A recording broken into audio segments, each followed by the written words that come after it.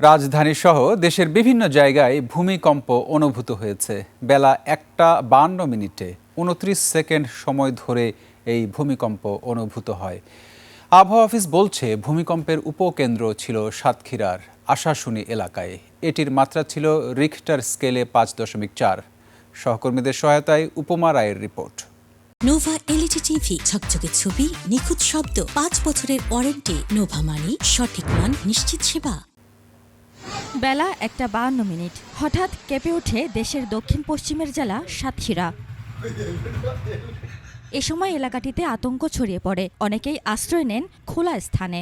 জীবনে এত ঝাঁকি বড় ভূমিকম্প এই 40-42 বছর দেখিনি, যেটুকু বয়স হয়েছে। মন জোরে কেঁপে উঠলো যে আমার লাইফে আমি জীবনে কখনো এরকম ভয় পাইনি। আমাদের বিল্ডিংটি, আমাদের পুকুর ঘাটে সিঁড়ি কাঠটা সব কেঁপে উঠলো।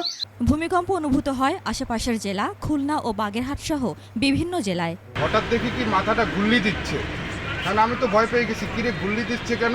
হঠাৎ করে গ্লাসের দিক তাকাই দেখি কি গ্লাস কাঁপতিছে। দুইবার ধাক্কা হয়েছে, একবার গেট ধাক্কা হয়েছে, আমরা বসে সবাই রাস্তাতে পড়েছি। ঢাকাতেও অনুভূত হয় ভূমিকম্প।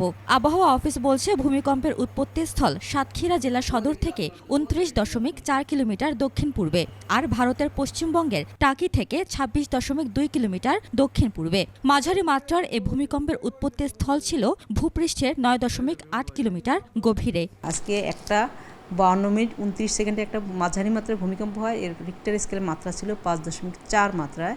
এর উৎপত্তি স্থল ছিল সাতক্ষীরার আশাশুনি। চলতি মাসের 26 দিনে এ নিয়ে 8টি ভূমিকম্পের ঘটনা ঘটল। ছোট থেকে মাঝারি মাত্রার এসব ভূমিকম্পে বড় কোনো ক্ষয়ক্ষতি হয়নি, তবে সচেতনভাবে ঝুঁকি মোকাবেলার প্রস্তুতির কথা বলছেন বিশ্লেষকরা। আমাদের ইমার্জেন্সি রেসপন্স কিভাবে হবে, এগুলো কত দ্রুত আমি এই যে বিল্ডিং পড়ে গেলে ভিকটিমকে ওইখান থেকে উদ্ধার করে আনতে পারবো, এই প্রিপারেশনগুলো আমরা নিতে হবে। মানুষকে সচেতন করতে হবে। ভূমিকম্প হলে আমাদের শান্ত থাকতে হবে, শান্ত থেকে পরিস্থিতি মোকাবেলা করতে হবে।